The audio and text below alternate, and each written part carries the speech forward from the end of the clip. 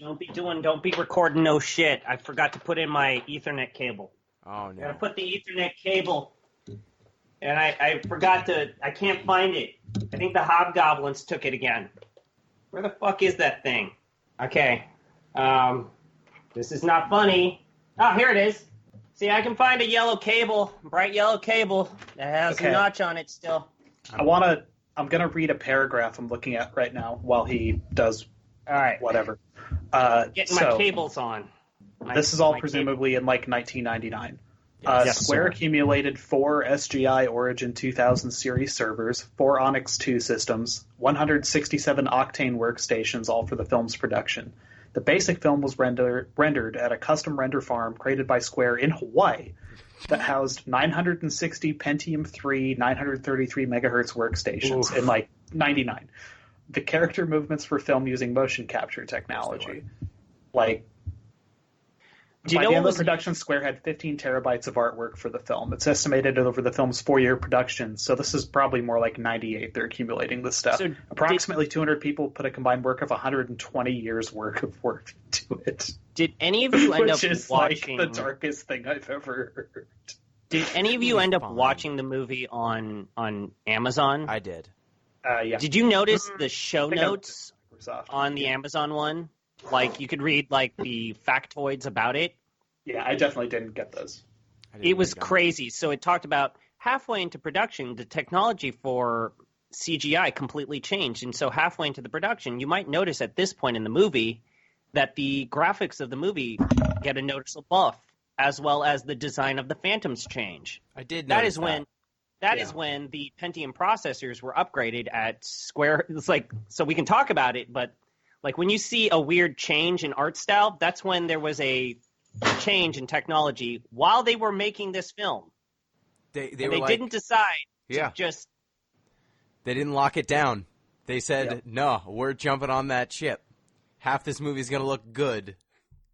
Half of this movie's going to look like Mist, and the other half of this movie is going to look like a semi-contemporary CGI movie. I still have my rental on. Roger Ebert gave it a higher rating than the original Star Wars, too. He personally apologized for that Star Wars review, by the way. I know, but I'm going to keep bringing it up. Accurate, because Final Fantasy The Spirits Within is better than the original Star Wars. You heard it here first. Okay. Yeah, let's do this. Let's do this. Countdown.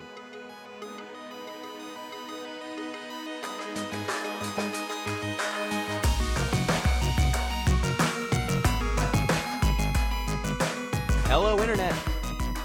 Gino, that being Gino Greco, here again with another episode of Deep Listens. And it's time to examine the spirits within all of us. It's time once again for Final Fantasy talk. It's time to talk about Final Fantasy, The Spirits Within. We've all watched the movie. It sure is a movie. It has a beginning, a middle, and an end. This is indisputable. And because we've watched a Final Fantasy thing, I am joined, as always, by Chris ZombiePie Redacted. Hey, everybody. I hope that this starts a new tradition here where we're watching and enjoying the supporting media for Final Fantasy games. I look forward to when we play Final Fantasy V, when we watch the Final Fantasy V anime movie, and then future podcasts coming up, the Final Fantasy manga. I look forward to the Final Fantasy XIII audio dramatization and stage play. And then the Final Fantasy Advent Children. We definitely got to watch that, Gino, when the remake comes out and we do our review of the Final Fantasy VII remakes. All God knows how many episodes of that. Look forward to ranking Final Fantasy VIII Chocobo World, the Pocket Station exclusive mode. I played that. You can actually play that on the Steam release of Final Fantasy VIII, but not the new remaster release. What? Yeah, it's actually there. It's not in the remaster? No, it's not in the remaster, but it's in the Eidos PC port. The actual, I know. We need to record it almost to suggest the topic of the next episode of the Final Fantasy podcast. Well, we'll get there. We are also joined for this terrible experience by Jeff Rud. Hello. Hello. My name is Jeff Rud. This movie cost $140 million in 2001 money to make. That's your fun animal fact of the day. Well, thankfully, due to the low rate of inflation over many years, that's almost the same as current money. Yeah, but not the same though. There's a lot of fun math we can talk about around Final Fantasy: The Spirits Within, a fascinating movie that is just like as bad as it may be in your head for those who have not seen it. It's probably not that bad. No, but it's like completely unremarkable, and like the worst thing I could say about it is it's just kind of baffling. But we'll get into it. We'll get into it. I've got some takes on it. Yeah. Yeah.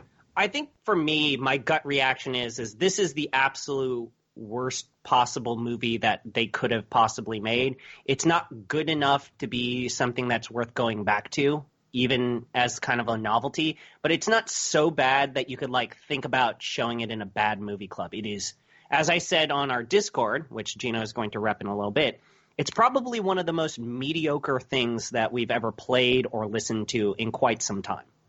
Yeah. Agreed. So I'm looking right now at content, at comments and feedback, because it's that time of the day. Feedback you can get at us at DeepListensPod on Twitter, deeplistens.libsyn.com. We've got comment sections, and deeplistenspodcast@gmail.com. And you can also support the show on Patreon, patreon.com/deeplistens. That gets you access to our Discord, where we've got a bunch of people. We've also got some commenters on YouTube. Yep, we got YouTube comments, we got all sorts of stuff, we got feedback, and your support on the Patreon helps support this show, because hosting and the games we get every week are not free, and it helps offset those costs for all of us. So thank you to everyone who's contributed, and please consider if you can. But we've got some YouTube comments, and I feel they should be read because they're still good for now. And this one comes in from Jon Snow. And it's which is not his real name. We're going to get to that. Targaryen. That's his actual name. Comment on the Final Fantasy II Part 2 podcast. Wait, where is it? Where's the second part? Because he had a first comment. But so while you pull that up, Gino, I feel like... Oh, no. So today we'll be trying another White Claw. I'm going to be trying black cherry today. This is the flavor, the mysterious flavor that Jeff Rud and I were not able to find when we were perusing for flavors. Yeah, it's the mysterious fifth flavor. Okay. Smells like a cherry Jolly Rancher. Smells like a cherry Jolly Rancher. I found the feedback. This is going down the tube, gentlemen. Go ahead, enjoy. That tastes like an incredibly watered down cherry Jolly Rancher. Well, I'm glad people can... That's probably the blandest flavor we've had so far, because even the lime had, like, that Alco Pop, that Bartles and James aftertaste. This is, much like The Spirits Within, incredibly unremarkable and bland. And also like The Spirits Within, it will get you drunk. Once you said Alco Pop, I kept thinking of the great Eiffel 65 song Euro Pop. Yeah, now we're talking. Into it. So here's the comment. This comes in from Jon Snow, the Jonathan Snow. Mm-hmm. On Final Fantasy II Bad Part 2, he says, "My real name is George." So Jon Snow, you heard it here first. Jon Snow's real name is George. Thank you, George. And I love two parts of Final Fantasy II. For me, I have something that I also didn't like. I didn't like the Emperor. Every Final Fantasy game must have a good villain, and the Emperor is not the best Final Fantasy villain. Kefka and Kuja are... I would dispute the claim that they all have bad villains, but... No, wait, are we saying bad as in, like... The best villains are Kefka and Kuja, and the best Final Fantasy games must have good villains, and the Emperor is barely a character. Yeah. Okay, that's fair. That is accurate. I mean, the one thing I will say to the benefit of the Emperor is at least it's not like a, hey, remember the boss that you fought like in Area 1 of Final Fantasy 1? Yeah, he was the bad guy all along. I kind of prefer both of those approaches to Final Fantasy 15's approach. Which is watch a movie in order to understand everything that's happening? Kinda, yeah. The antagonist of that game. Yeah, coming to you hot in 2022, the Final Fantasy 15 coverage. Yeah. God damn it. Jon Snow also commented on our Final Fantasy VIII Remastered Part 2. Our look Final Fantasy... at Final Fantasy okay. VIII Remastered, and he said, "I need more of this. Love you guys." We have a fan in Jon Snow. We have his sword. So you have the North, basically. We have the North. So it's safe to say, Gino, at some point we will be covering in Final podcast Fantasy form the Final Fantasy VIII Remaster. We got some stuff to say about it. We do. We've got some stuff to say about it. We'll probably have some more coverage of other such nonsense. Real quick, just as a teaser, what is one word you would use to describe the remaster? Workmanlike. I don't want to say disappointing, because disappointing's not the word. Passable. Passable. I'm going to go with passable. I like that we both use synonyms. This is good. It speaks highly of the quality. It deserves better. I'll just say that. It does. But it got something at all after like 2 decades of languishing. So that's nice at least. Well, without further ado, it's time to discuss Final Fantasy: The Spirits Within. Yeah, I'm not going to drink the rest of this. This is bad. Good call. I think we've only had one flavor I would say I liked. Good. It's a bad product. Final Fantasy: The Spirits Within is a feature film that came out in theaters in 2001. It was directed by Hironobu Sakaguchi, a.k.a. The Gooch, co-directed by Motonori Sakakibara, and then the writing credits are Hironobu Sakaguchi, Al Reinert, Jeff Vintar, and then here's the cast, according to IMDb. Credited in order of appearance. Ming-Na Wen, who you might know as Mulan from Mulan, is Dr. Aki Ross. Alec Baldwin is Captain Gray Edwards. Ving Rhames is Ryan. That's it, just a first name. Steve Buscemi is Neil. Perry Gilpin is Jane.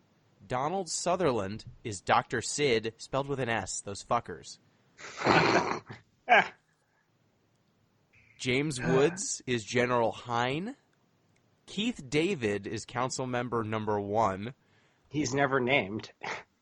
Gene Simmons, not the Gene Simmons. Nope, not that one. Is Council Member Number 2. Matt McKenzie is Major Elliot. And then we get into additional voices land. But worth mentioning that John DiMaggio is in there. Bender. Yes. Is in Waka, the movie. in fact. Waka. Yeah. Matt McKenzie went on to voice Oron. So really doubling up there on some of that talent. Yeah, you might also I notice recognize his voice. Yeah, Matt McKenzie, the voice of the Major, went on to voice Oron. You will also notice some other visuals that they may be borrowed for future releases. You saw those like weird clamshell spacecraft that they eventually reused in Final Fantasy X, or were reused from Final Fantasy X in the Invasion of Xanarkin. Yeah. So fun fact about that: this film had its premiere in Japan. It was July 2nd, 2001. Final Fantasy X releases in Japan July 19th, 2001. So it's like a 2-week gap there, basically, which is wild to think about. And we'll talk a little bit more about it. Should also be mentioned that the person responsible for writing the script was actually...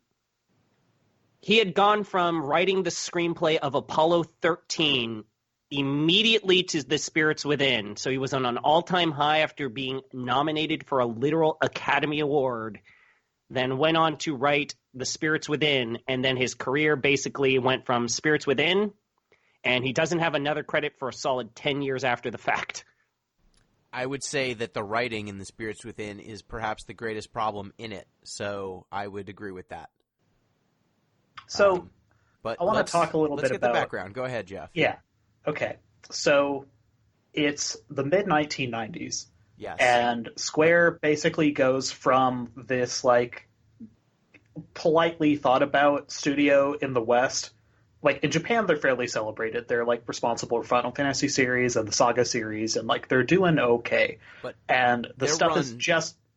Go ahead. Their run in the mid to late 90s in the West... I think exploded their popularity significantly. Like, they went from Final Fantasy 7, 8, and 9. They were on a hot streak. Final Fantasy X was highly anticipated, coming out on the PS2, which had recently released. But, like, when you put that against, like, what they were doing prior to that, they were this kind of, like, sleeper cult thing in the West. Like, their stuff was not really hitting until the time of around, like, Final Fantasy 3/6 and, like, Chrono Trigger was the point where, like, it got beyond, like, the folks who know to, like, oh, yeah, like, these games are pretty good. And Final Fantasy VII was, like, the ship that launched 1,000 bad Square projects, basically, in 1997. For context, I am reasonably sure, like, including marketing and stuff, that was, like, below $10 million spent on making that game. Final Fantasy like, X? I feel like $6 million is the number that's popping into my head, but I could be wrong. That might have been what they spent on marketing. They, like, put a lot of muscle behind that game to get it big. But it worked. So, and the man who was, like, primarily responsible for making that a creative success, if not a, engineered success, was Sakaguchi-san. The Gooch. The Gooch. So, it's 1997. They're getting, frankly, the fuck money coming in from this thing that's, like, finally hitting in, like, a literal Europe fuck ton, and America. just to clarify. Just a very buckets technical of money. term. Buckets. Yeah. And they could do no wrong during this period is basically what we're saying. But yeah, but like it's literally like post 7 is when this happens apparently, because the origins of this film are in like 97, 98, because it had a 4-year-long cycle. Somewhere in that stretch between like 8 development and Final Fantasy Spirits Within development, they're like, you know what, dude? This is going great. We finally got things going off in the West. Let's get you an office in Hawaii. Go live in Hawaii for a while and make some more of these games. So Square sets up a shop in Honolulu in the late 90s. Like you do. Like you do. I mean, it's the closest part of America to Japan. It just makes sense. Like, there's a couple different businesses that wound up doing this around. Like, Pro Wrestling Noah set up, like, a satellite office in Hawaii for, like, a while. And Sega's original headquarters, what people don't realize is Sega used to be an American company. It started as an American company, but they were headquartered in Honolulu because it was cheaper for them to export their products into Japan. Yeah. It's an incredibly expensive place to set up an actual business, relatively speaking, versus, like, especially if you're going to do something like, let's say, make a film, where, like, the nexus of film production in America is, like, very obviously located in Hollywood. And that's to say nothing of the fact that there's, like, a domestic film industry in Japan. So they move this cash cow man to Hawaii and say, like, take a nice vacation effectively, make some more stuff, and by the way, we're thinking about making this movie. So this movie takes about 4 years to make. They buy just a raft of render farm equipment. They broke this out on Wikipedia a little bit, got basically 4 big Silicon Graphics servers, something like 1,000 basic workstations that are stacked up, like a giant render farm, a ridiculously large render farm. Like they were building a little Pixar.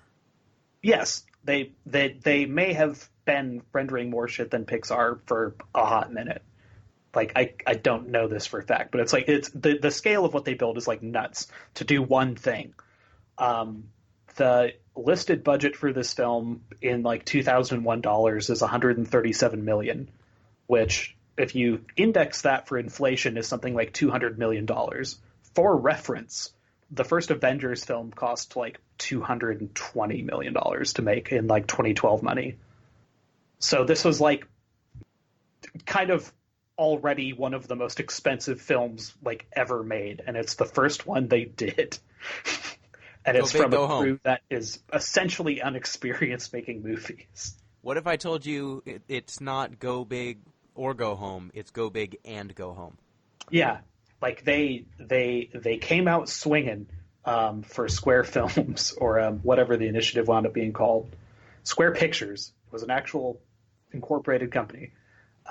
Square Pictures was located in Honolulu, Hawaii, and specialized in computer animated films. They started in '97 with the goal to eventually incorporate the movie division's technical advances into its games. Which they did. As we mentioned, but I guess some of that tech bled into Final Fantasy X, but they also made this movie. Yeah. And the short version of this is, like, a handful of critics kind of liked it. Most people were just kind of baffled, and it wound up losing the company something like, adjusted for inflation, about $80 million. which I sat and did some math and I posted it on Twitter. That eats into pretty much the most, if not all, of the lifetime sales that Final Fantasy X made before you even factor in that they spent money making it. Could you say that one more time, that total loss? Sure. So in 2001 money, I'll just go that because it's easy. The budget was 137 million. The box office was 85 million. So that's a loss of... And if you adjust that for inflation, it was like $79 million in the hole. So by comparison, I ended up looking this like in comparison to the gross sales, not adjusted for inflation of previous Final Fantasy games. And oddly enough, even though we mentioned it as a joke, the highest grossing Final Fantasy game up to that point was actually Final Fantasy VIII. Yeah. It was the fastest. It was the fastest selling Final Fantasy game until Final Fantasy XIII. But the only reason for that is because that was a multi-platform release. And Final Fantasy VIII made $50 million of sales within a 13-week release period. That's awesome. So that's also the release of their highest-grossing video game in their corporate history. Yeah.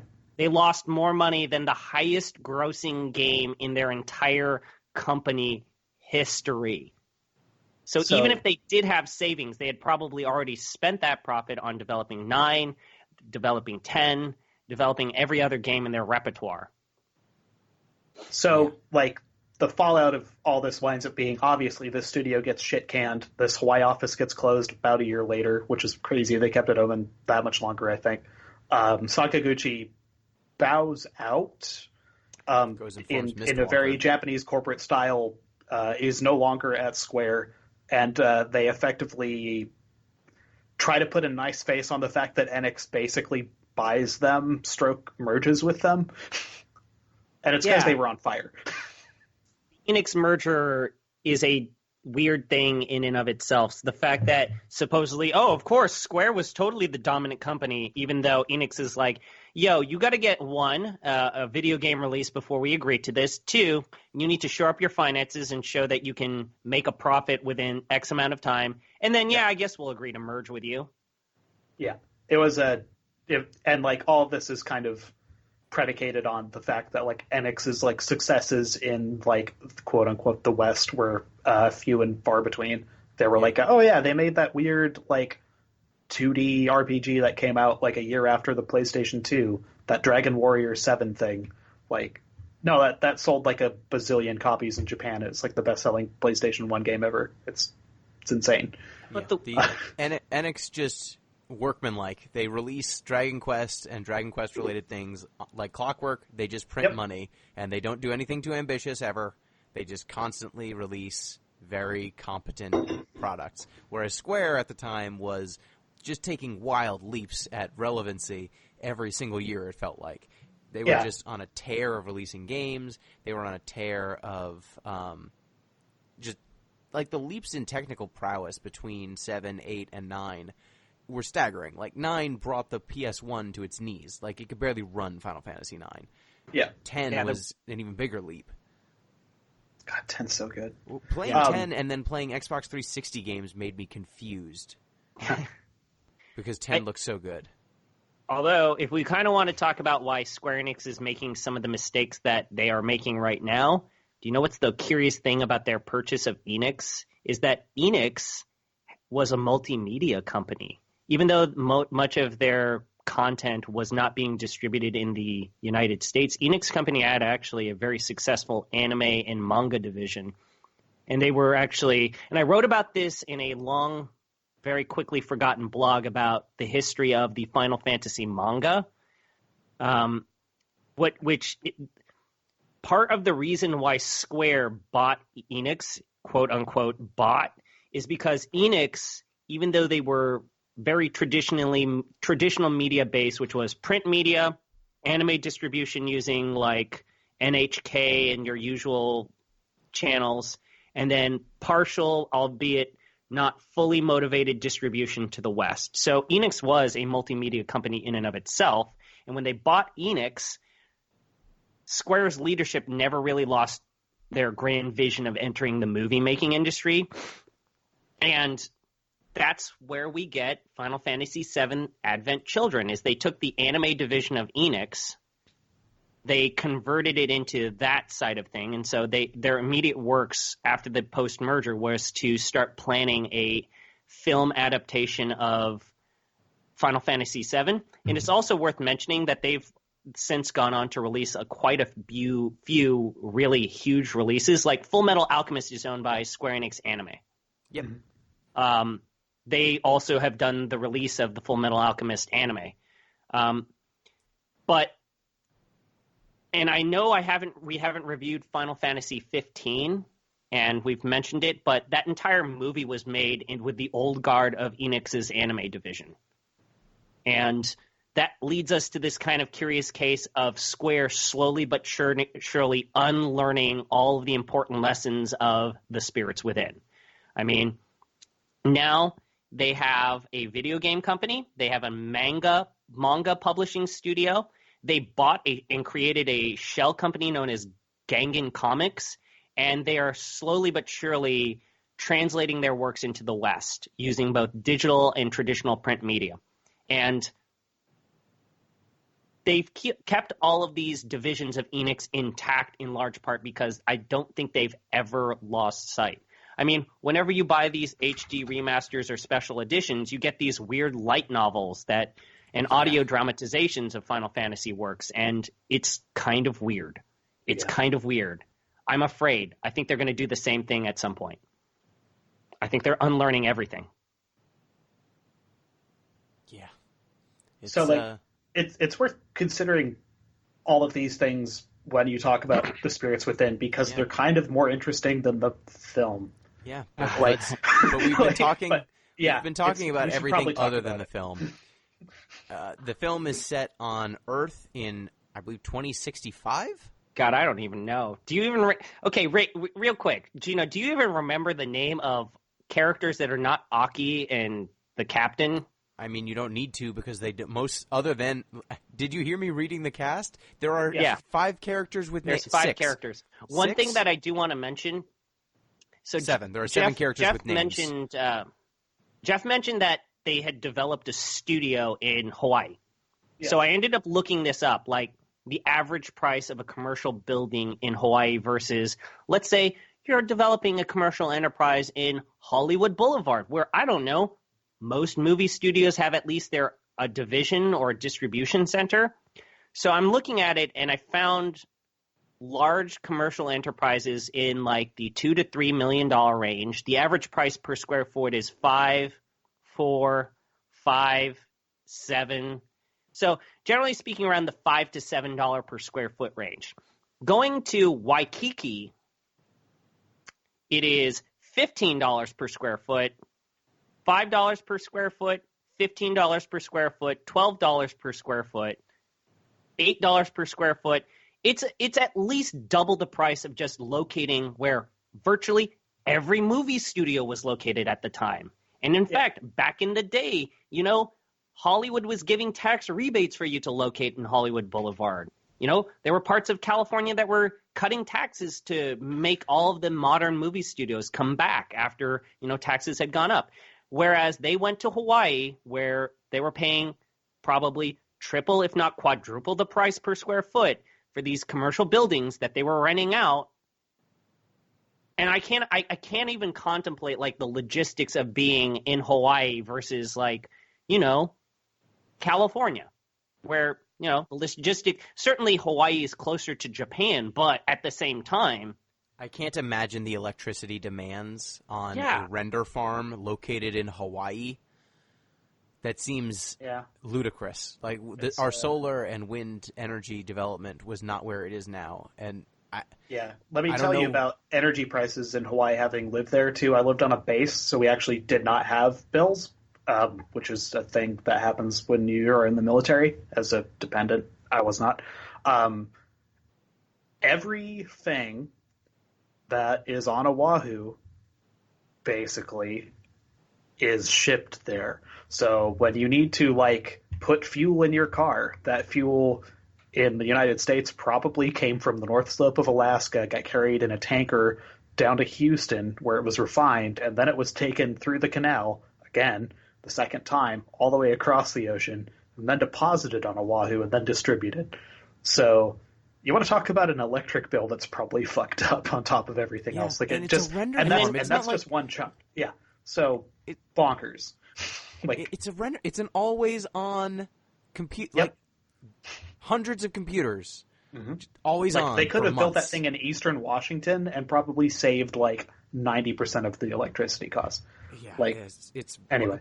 Like this movie maybe if they didn't make it in Hawaii could have broken even. Like if they had just trimmed their sails a little bit on where they were making this, I bet this film would. Because I can't imagine these costs as being anything other than exorbitant. But let's talk about this film because, like we said, there are. I stand corrected. There are 8 named characters: Dr. Aki Ross, Captain Gray Edwards, Ryan, Neil, Jane, Dr. Sid, General Hine, and Major Elliot. These are the named characters, and they managed to get a pretty star-studded cast for this movie. And the central plot is, I believe, the year is 2065. That star-studded cost. Can you imagine how much money they paid for Alec Baldwin, Steve Buscemi, Donald Sutherland, an Academy Award winner? Can you imagine how much they spent on this voice cast? Yeah, we don't have to imagine. It was $137 million purportedly. Oh, Jesus! Like that, it's an insane amount of money that got. Like, I don't know how that's parceled out, but like it's just nuts. Yeah, I don't remember individual characters beyond Aki and Gary, so I just wound up in my head calling them Gray. There you go. I just wound up calling Gray Alec Baldwin, and Dr. Sid just became Donald Sutherland. Like, I just called them who they were after a certain point. They literally sometimes say these characters' name once, and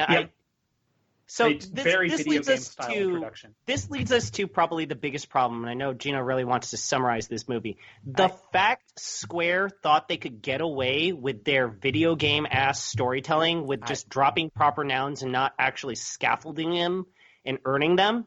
Like, the fact that they tried to literally graft the storytelling structure of 7 and 8 onto a feature film has to be one of the biggest brass balls, like, hubris things I've ever seen.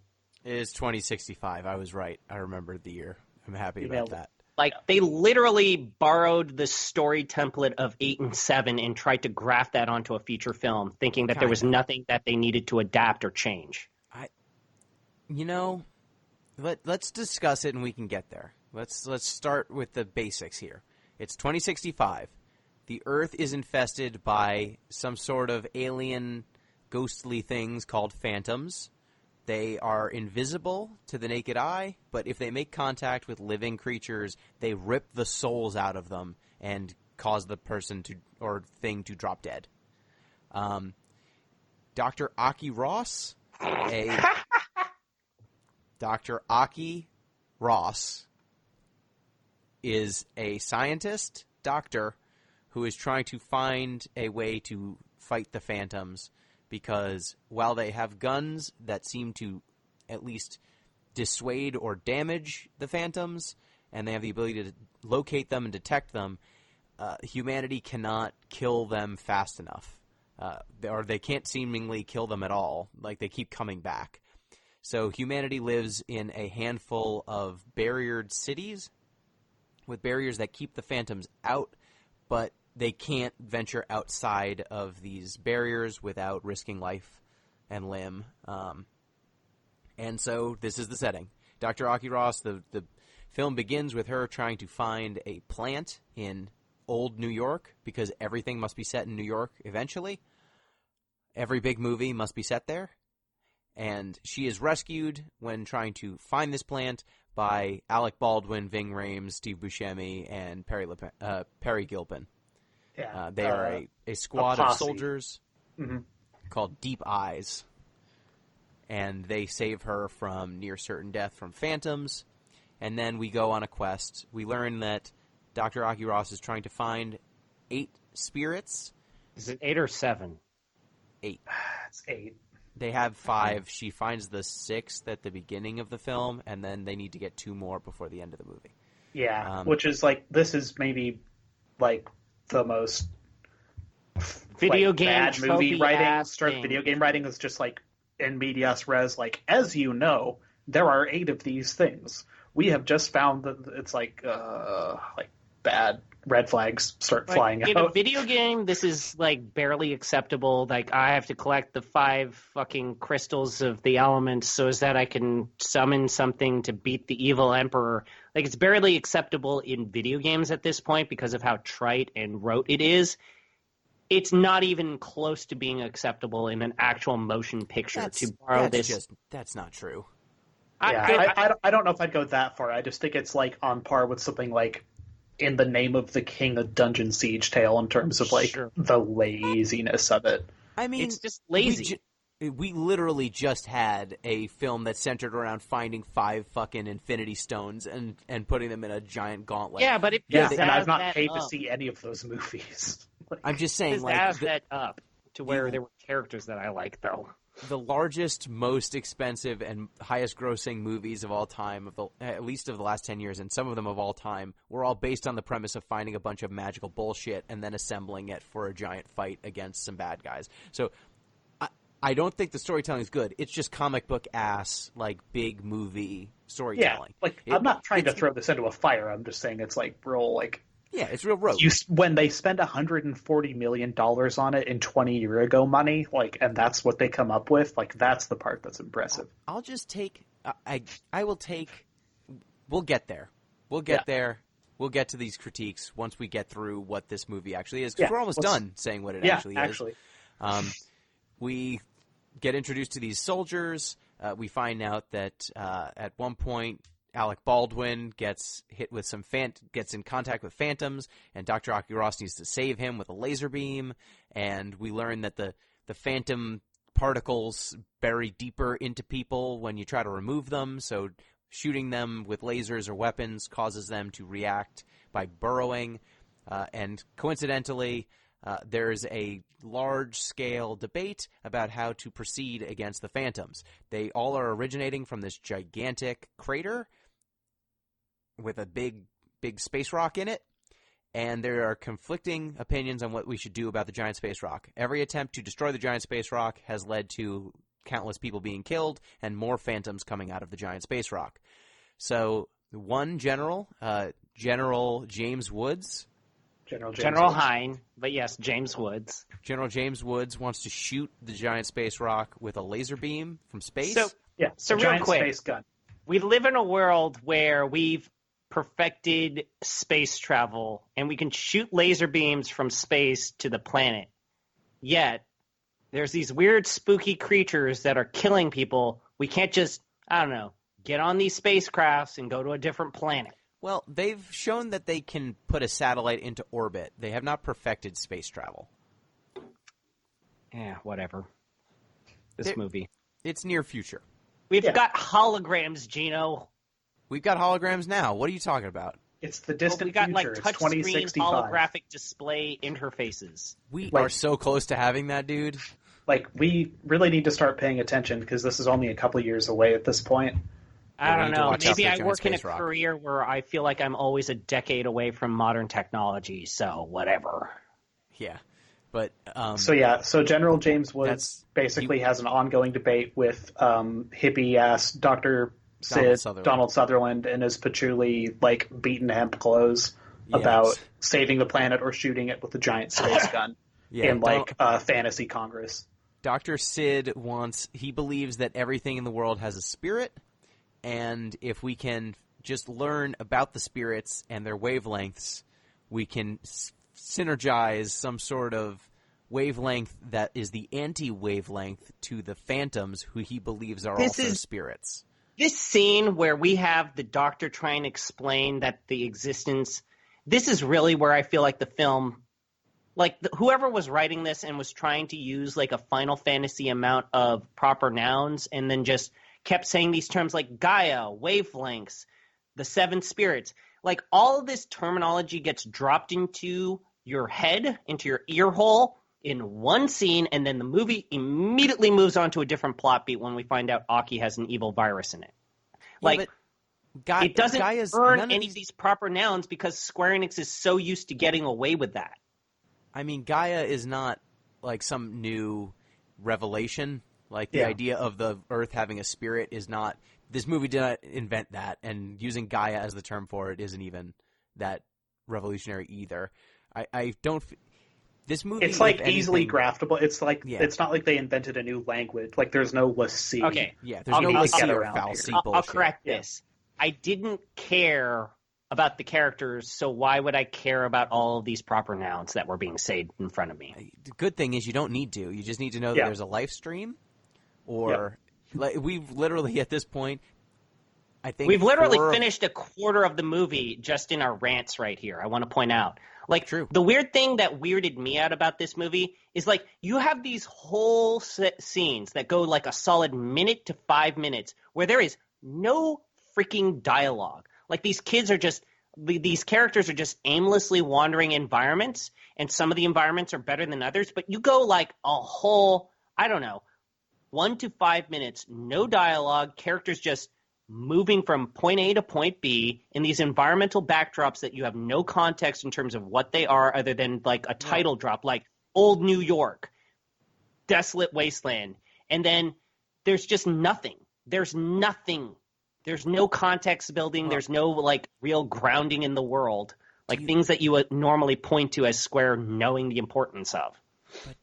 But, have you watched dumb action movies? Like, this isn't... Yeah. Like, this really is not a travesty. Like, most of these things are... It's like, just forgivable, dumb movie stuff. Have you watched Avatar? Okay. Like, I didn't like Avatar, so whatever. Yeah, it's not good. The other part of it that's kind of nuts is they, like, pack all this in like, this says it's a 106-minute runtime, so whop off 10 for credits, and you've got, like, basically a 90-minute film for them to try to tell stories that they would try to spread across 4 discs. Yeah. Like... Yeah, I have to say one of the positives, this is a solid 90-minute movie, and it was kind of quaint to have a 90-minute movie. Sure. Yeah. So... It felt brisk. So, like, Congress debates... and it basically comes to light that Aki has, like, a space ghost inside of her. She's got a phantom particle. So does she have a space ghost, or is it like some sort of virus? I was so confused about this. It's just a part. Apparently, if you come into contact with a phantom, but it doesn't rip your whole soul out, it leaves some particles in you. And those little virus-looking things will eventually kill you if they are not removed. So we see Aki perform a surgery on Alec Baldwin at the beginning of the movie to save his life, and then she had a phantom particle in her, and they could not perform the surgery. So Dr. Sid contained it using this energy sphere like pack thing that she has that is using the a wizard did it.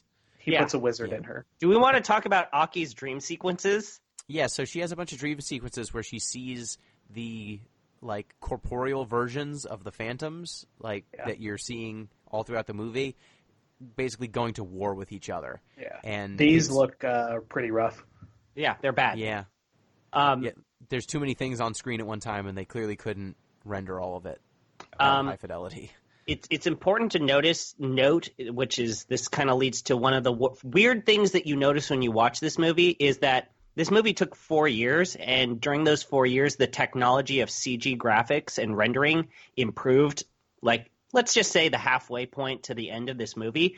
So you can tell when Square Enix upgraded their technology, because the first half of the movie looks a lot worse than the second to third parts or third act of the movie. Like, there is a noticeable, like, there's an extra level of textures to the phantoms when you look at, like, the phantoms in the first couple of introductory sequences to what the phantoms look like by the end of the movie.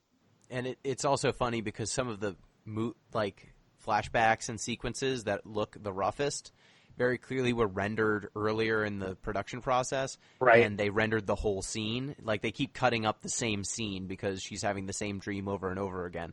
So the Phantom War, where the Phantoms are fighting against, like, these aliens are fighting against each other, that scene always looks worse than the scenes around it because it was very clearly rendered at a different time period. Yeah, it's a kind of weird. This movie, like, directly bounds both sides of The Phantom Menace came out in 1999, which was, if nothing else, a landmark movie for, like, CG production. Fun fact, I think all of the assets in that were mastered at 1080p. So like, I get the sense that whatever assets exist of the dream sequence stuff is probably like PlayStation 3 quality assets if you were to look at them now. They don't hold up particularly good. But anyway, she has dreams about aliens fighting somewhere. They're very disorienting. And then she basically plunges back into like meat space with us. Yeah, and we just keep seeing these sequences back and forth. But ultimately, they show that by using the wavelengths of these spirits, they were able to contain a phantom particle in Dr. Aki without her getting killed.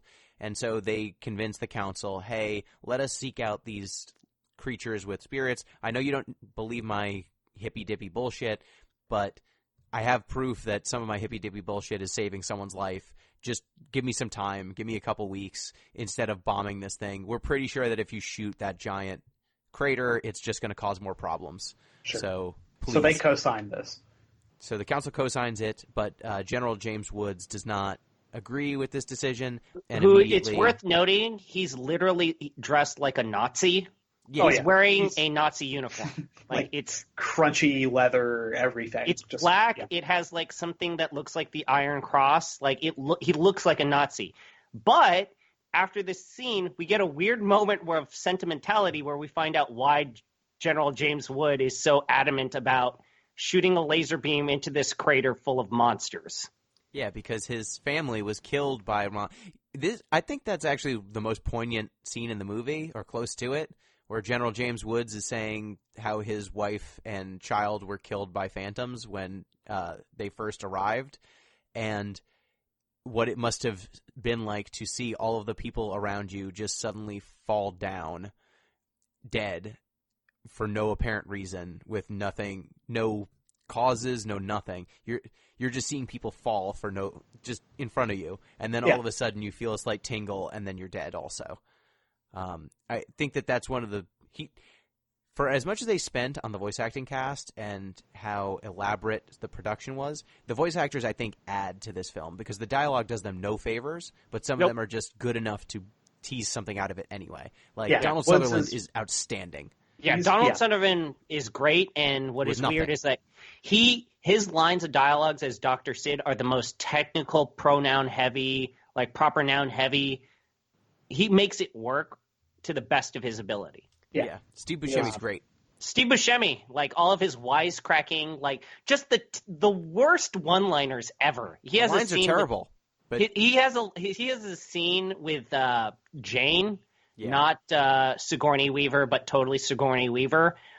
He has like a scene with her where they're just shooting the shit while getting attacked by aliens. That it was pretty bad, but man, they are trying so hard to make that scene work. Yeah, I love that he's like fixing something and she's just shooting aliens and he's like, man, this is going hard. You know, what are we going to do after this? And then she's just continuing to go about her business. And he's like, stop distracting me by talking to me. And it just doesn't work. He's wisecracking and he's trying to make it work. But man, there's no chemistry between these dead-eyed creatures on the screen. Speaking of, there's a love romance subplot, I guess, between Aki and Gray that runs through the whole thing, and they're like kind of jaded former lovers that they work somewhat hard to sell you on to little effect.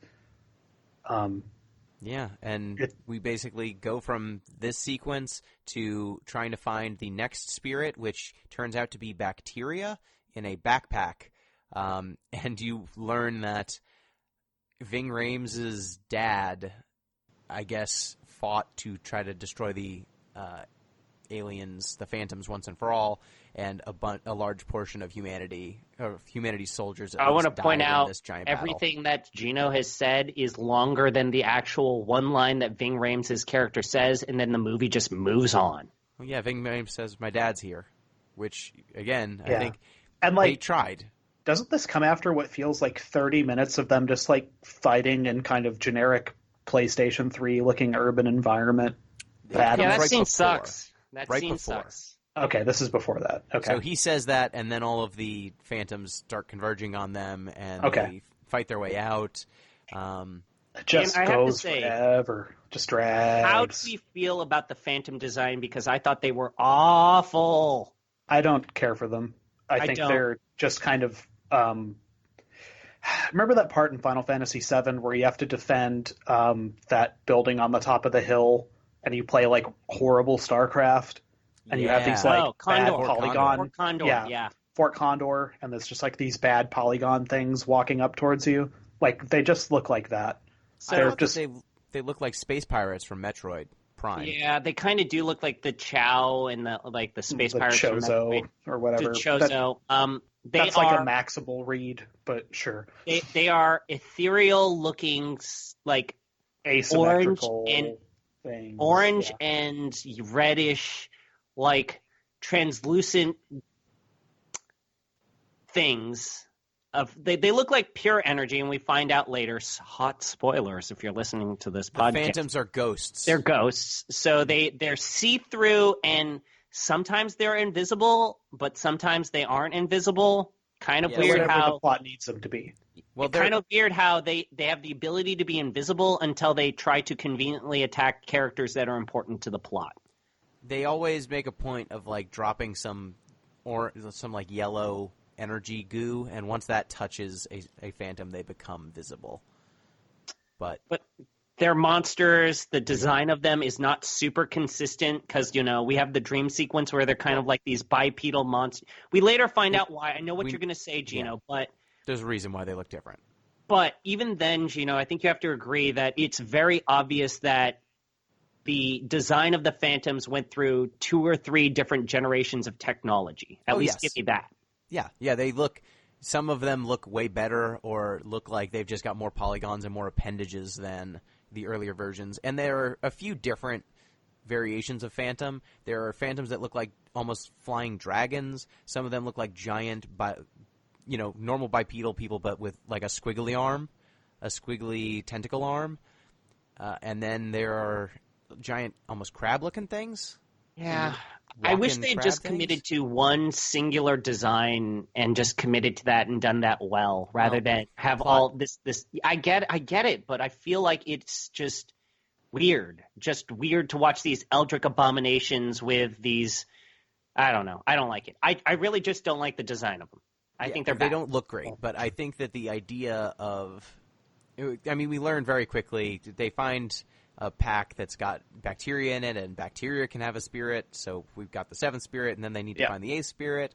Meanwhile, Dr. James Wood, or evil General Woods, has sent an infiltration squad to keep an eye on Dr. Aki Ross because she might be corrupted by the phantoms. Yes. And she starts getting all unconscious and luring phantoms to attack everyone, and so they realize they need to take her into custody.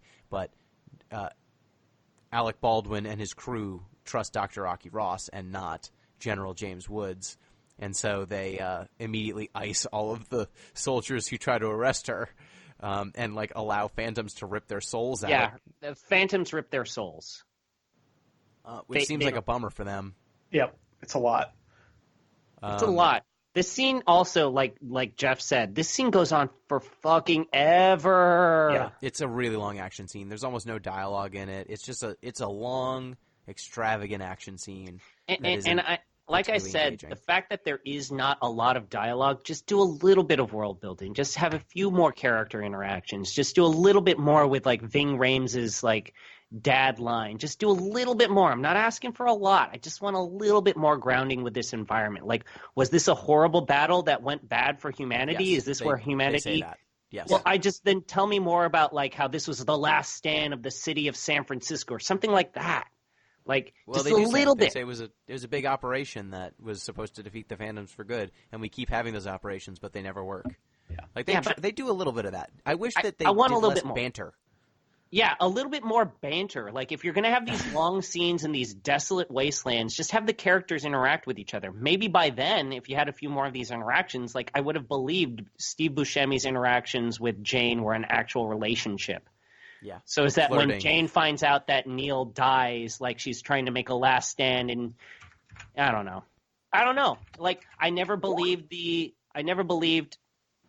the relationship between Captain Edwards and Aki. I never did. Yeah, I agree. It was never that convincing. All right, so they go back and James Woods is not too happy about his plan being foiled and all of his men being killed, and so he believes he must take action into his own hands. He basically takes over the power station to one of the shields that protects the city that he's tasked with defending, and he takes it over and has his most loyal men power down the shield temporarily so that some phantoms will get in. His idea is he'll threaten the city, and that'll prove that humanity needs to take decisive action right now, so they need to fire the giant space laser. Unfortunately, he doesn't seem to realize that the phantoms are not just like regular aliens, they are ghosts. And so when he lets some of them through, they immediately flood in. They start like moving through things that are, solid. They just phase through it. They move through objects that are toxic. And he's like, they'll stay in the hallways, but no, they're fucking ghosts, so they just float through it. Like, I swear to God, he literally does the, like, what have we done thing. What have I done? He says, what have I done? Yeah, which is, like, just, again, I can't keep going back to it. It's just, like, schlocky, I guess is the word I'd use to describe it. Like, so much of this is like, oh, I understand this scene of this movie. Like, I have seen this before. This is familiar.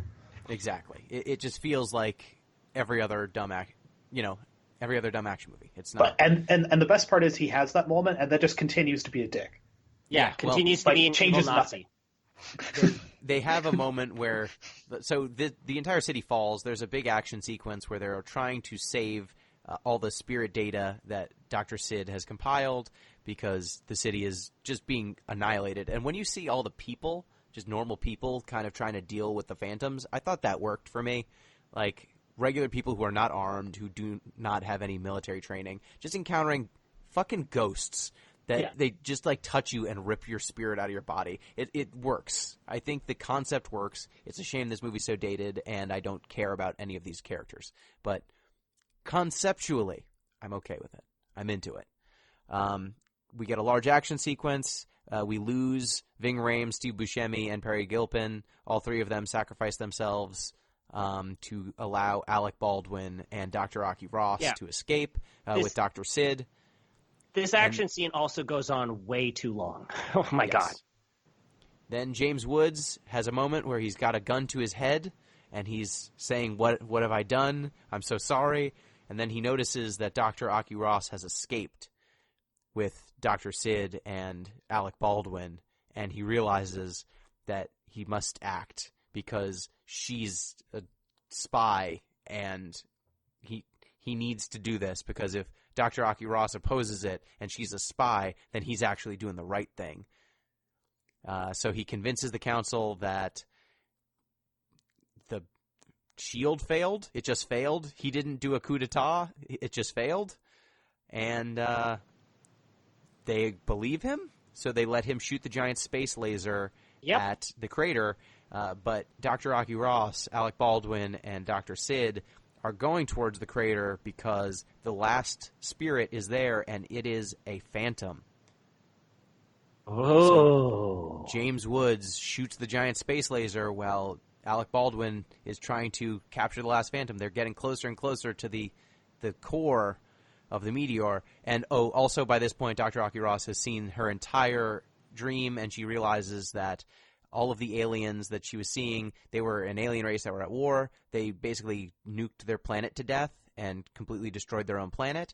And this crater is the last surviving remnant of this planet. So it is not covered in alien. It's not an alien invasion craft. It's basically the entire spirit of that planet is emanating from this rock. It's all of the ghosts of all of the creatures that ever lived on that planet are now. Which, again, another poignant moment that had the game done more like... Had the game done a little bit more of, like, building a mystery. Huh? Keep doing it. Oh, yeah. You keep saying, had the game, had the movie. Had the movie done a little bit more of, like, this genuine sense of mystery building, I feel like this could have been a big reveal. But because, there's so many dumb action scenes, it's like okay, they're ghosts. Yeah, they're ghosts, and it's pretty obvious. They're called fucking phantoms. Like, you can't... It's not a revelation. Why is it a surprise that they're ghosts? Like, you're already calling them phantoms. Yeah, like, how... Everyone's so stupid. He's just like, I'm going to shoot my laser beam at the ghosts. Yeah. It's Amazing. a bad plan. Why did the guns kill the ghosts? Like, there's so many million nitpicks here, but yeah. It's like Ghostbusters. They've got guns that work on ghosts.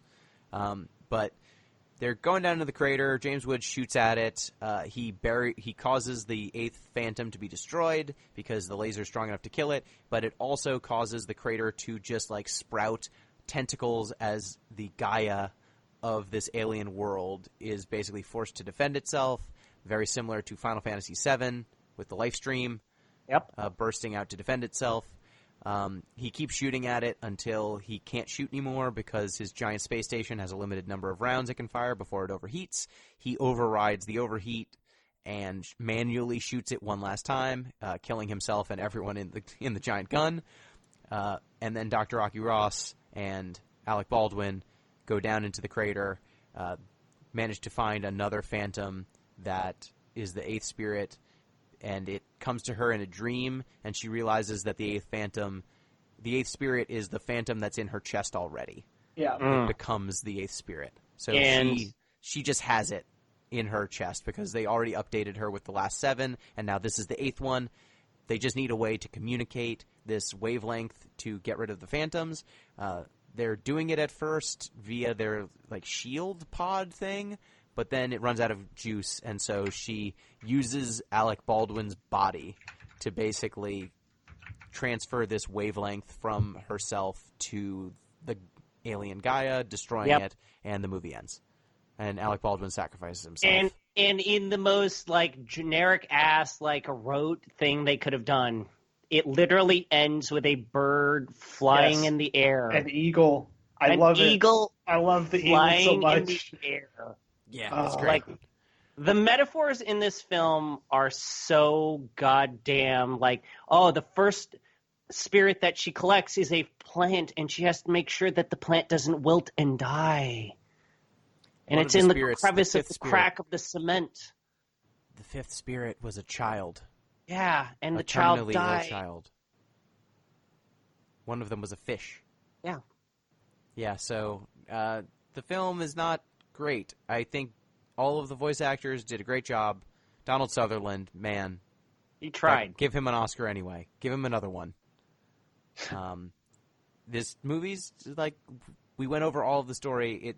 It is really just a ham-fisted paint by numbers sort of action it's like movie. a hammy video game movie. Like it slots, like, if you were to do like a ranking, if you would, of like every video game film ever made and just say this is a video game movie for argument's sake, it probably winds up like near the middle of that list, which is like a tragic place to be because it's like a wasteland of the most unremarkable shit. Like it sits in with like Assassin's Creed and stuff, just like totally unremarkable. Hitman. It's not so bad that it is worthy of watching and riffing like we're Mystery Science Theater, but it's not good enough to be something that I ever feel like I ever need to watch again. Yeah, there's not enough of a story to entice Final Fantasy fans. In fact, there's virtually nothing here to really make it a Final Fantasy experience. Yeah, that's the part that's like the S. craziest. Yeah, like there's like nothing there for those people to chew on. Let's talk about there's how no crystals, there's nothing, spells or crystals or any form of like Final Fantasy iconography. There's none of that here. I think that this film slots in pretty well thematically with the games that they were making at the time.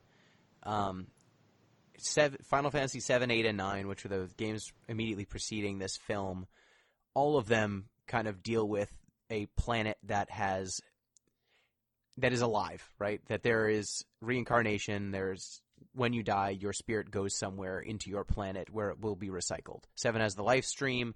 8, all of the witches in that game are descended, or they contain the spirit of some witch that kind of passes down through the generations. And then 9 also, the central plot is centered around ghosts kind of an alien planet infesting the shell of a living planet. So all of here, Sakaguchi was very clearly enamored with this concept at the time. So I think thematically it fits in, and it also blends in with 7 and 8 kind of starting to focus on sci-fi rather than high fantasy. 9 obviously is a departure there, and that was supposed to be a return to form. But I think it fits in with what they were doing aesthetically in 7 and 8, though they jump it even further into sci-fi than those games already did.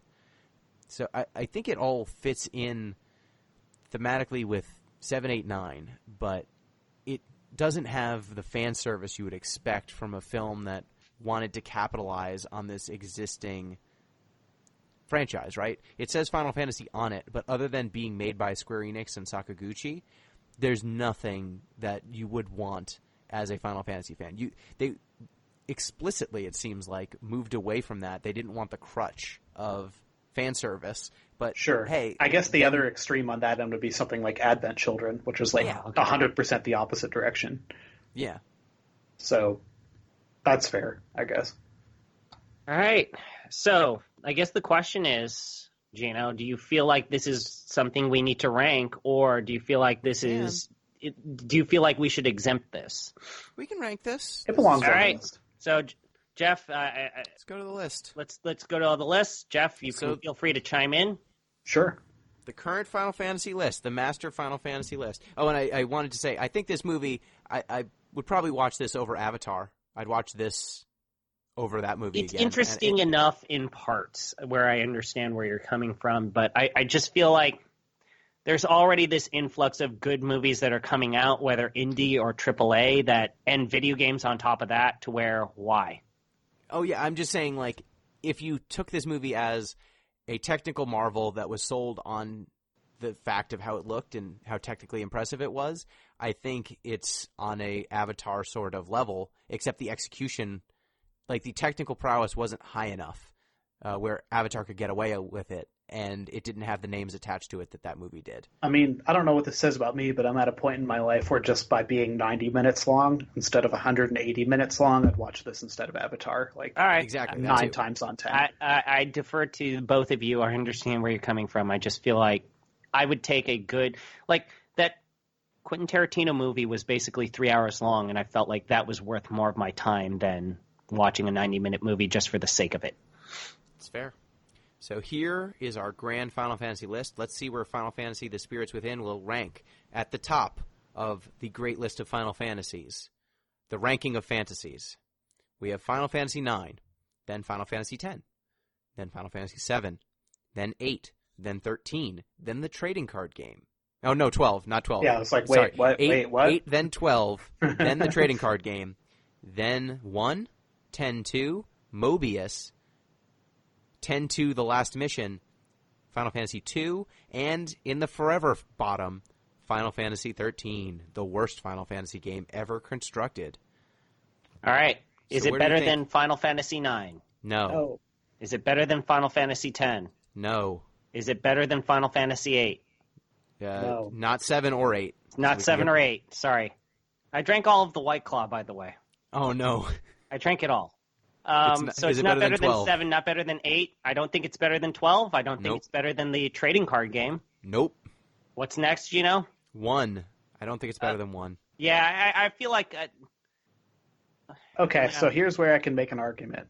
And it's the same one I just made about Avatar. Like, yeah, 90 minutes instead of 20 hours. to 40 hours, depending on how lunatic Jeff, you are. just to clarify, are you arguing that this film is possibly better than Final Fantasy 1? Possibly. I'm saying in terms of an enjoyment to time spent ratio. Okay. In the most horrible way you can reckon video game quality.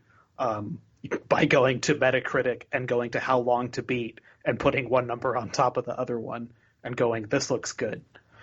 Yeah, I'm going to say 1 with its innovations for the era, with its nostalgic value, with the foundation it set for future games, and with just still being a solid RPG, even in the modern day. I will take it over The Spirits Within and its kind of B-level, C-level action movie. But not by a lot. We're getting there. We're getting around it. So what comes after Final Fantasy 1? Is it better than 10-2? I think 10-2 is better because it's more fun. So I think it's interesting pairing it around 10-2 because these two are related. Yeah. Yeah. You wouldn't have a 10-2 if not for The Spirits Within. Yeah. So maybe it has to go below. Okay. So let's put it. Because 10-2 grows out of it. So what comes after 10-2, Gino? Mobius. Oh yeah, it's better than Mobius. Fuck that. Yeah, I think that's firmly where I'd put it. It is worse than one of the worst Final Fantasy games, but better than a slot machine. Better than Final Fantasy X-2, the last mission, which is a train wreck. Better than Final Fantasy II, which is a bad game, and better than Final Fantasy XIII, a game that I really hate that I have to think about it every time we look at this list. It just a game that mad. Gino has said is the worst thing he has ever played his entire life. Yeah, you gotta play some more games, but it's a bad game. Like Unlimited Saga. Oh, Jeff, are there any Unlimited Saga anime adaptations? I don't want to think about it. Great. So we have our official ranking. The ranking of fantasies is as such. Number 1 with a bullet, Final Fantasy IX. Number 2 with a slightly smaller bullet, Final Fantasy X. Number 3, Final Fantasy VII. Then 8. Then 12. Then the TCG. Then 1. Then 10-2. Then, newly added, The Spirits Within, the film. Then Mobius, 10-2, 2, and forever at the bottom, 13. Fuck you, Final Fantasy 13. I hate you. It's so good when it opens up on that planet. It's so good. It's such a drag, but then it gets to the open world, and then it gets into a really good game. I think you should spend the 30 hours it takes to get to the planet that opens up so you can play the open. The game's fucking terrible. I want to point out that Jeff was the first person to warn us that Grand Pulse wasn't what everyone told us like to. Everyone has been lying to you. Like lied to me for so long. So everyone told us that the 30-hour mark was when it got good. And Jeff was the only one with the courage. No, that's when it gets worse. Yeah. Jeff was the only one with courage to tell us, no, everyone's been lying to you. Yeah, you should listen to me, everyone. That is our... That is Final Fantasy, The Spirits Within. We've said all there is to say about it. This movie isn't very good, but it is interesting. A fine watch. If it is on HBO or some sort of TV channel where you can watch it for a low FX, to no cost. Maybe tune in. Yeah, it's fine.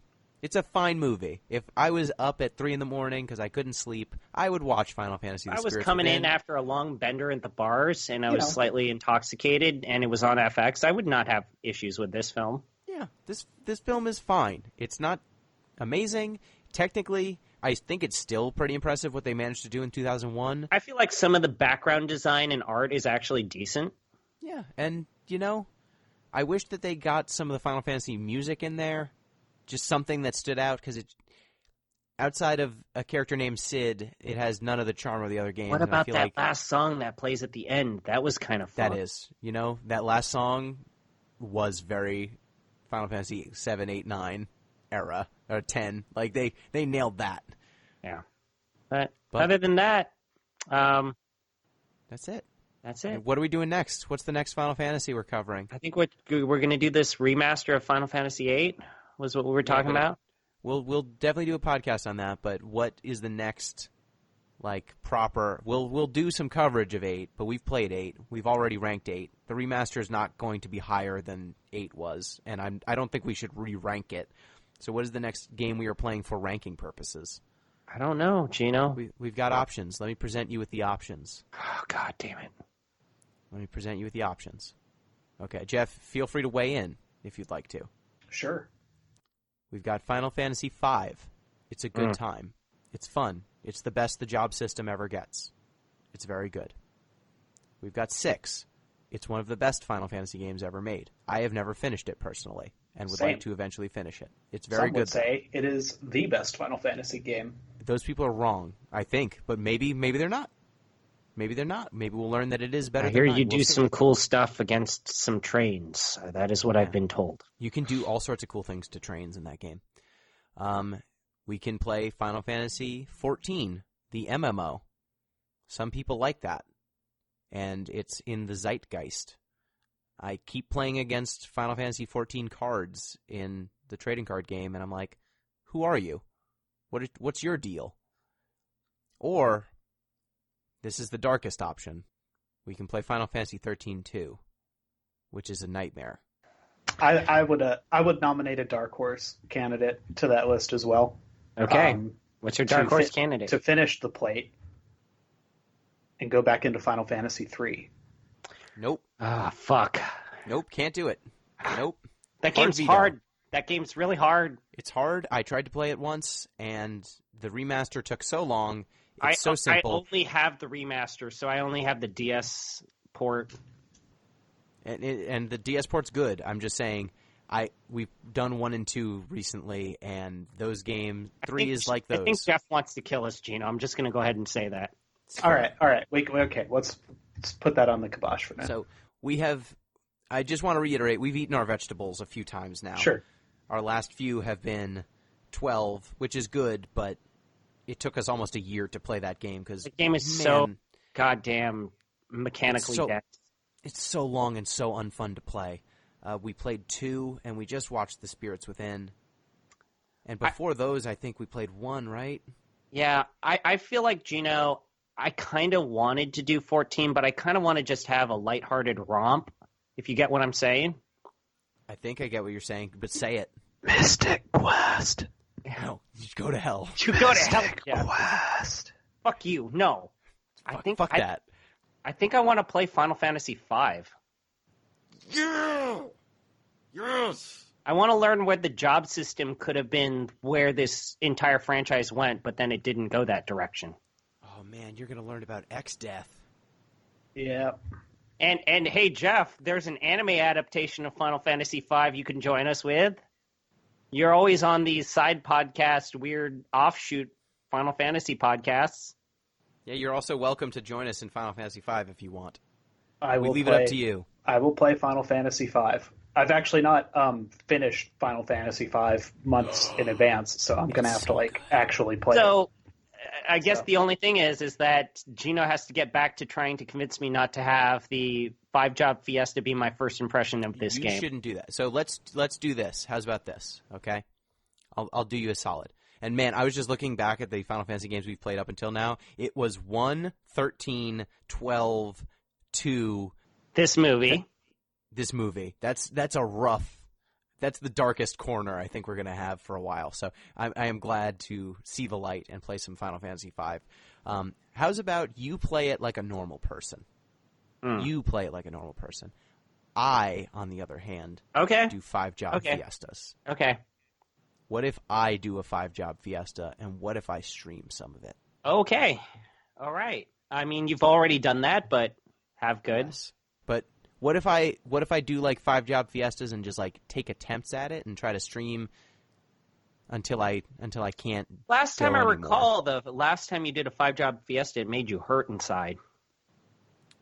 Yeah, but I know how to beat it. I've done 5-job fiesta. When I was practicing for the community endurance run to do that, I did a 5-job fiesta run of almost every job combination at least once.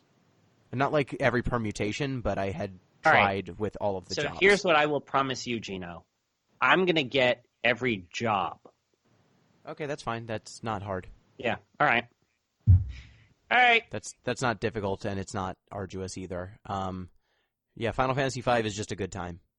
I would recommend using a guide just a little bit, just to know what some of the jobs actually do, because some of them are unintuitive, like Geomancer and Beastmaster. Some of the jobs, they're very cool, but they are not obvious as to what leveling them up gets you.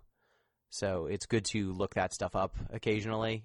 There are subtleties to the job system that I didn't even know when I started playing that game. And you can even get some exploits in if you want to. All right. Exploits. All right. So next up, we will be playing Final Fantasy V. Thank you, ZP. I'm always here. Glad to be here. Thank you, Jeff. Is there anything you would like to plug while you're on the show? I need to get back to working on the NAM Compendium project, which stalled out around the time I had some life changes. I moved house. I'm getting ready to get married, so I had some other priorities. But the next piece is going to be about the Tower of Druaga, which is a cult. Yeah, it's a cult game. It's actually pretty well documented, so I'm not going to have to that game. Really dig. Also, really interesting, in quotation, italicized, bolded, interesting anime adaptation. very interesting anime adaptation in that it's catastrophically terrible, but only because they decided to do something to try and emulate the game's roguelike tendencies in the worst possible way. Fascinating. It's really fascinating. We can talk about it later, Jeff. But anyway, so that'll be happening. I'm still on the Twitter at Electric Viking. If you come on to the Discord, I'm not going to be this weekend, but next weekend I'm going to try to organize some sort of like game night for the Deep Listens gang, and maybe try to play some, I don't know, Gears 5 or something ambitious. But yeah, I'll try to ringlead that. How would they get onto this Discord, Gino? They could support the podcast, patreon.com/deeplistens.